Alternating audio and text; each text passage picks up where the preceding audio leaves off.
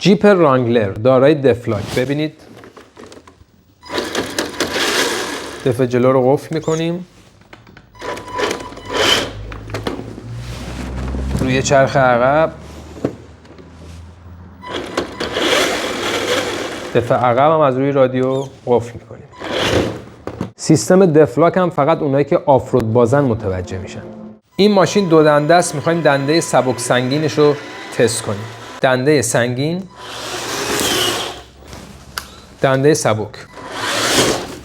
میریم برای تست چراغای این ماشین. لایت بار، چشمک زن، روشن، چراغ وسط، راهنما، چراغ دنده عقب، راهنما. قابلیت نصب کیت شبیه ساز صدای ماشین.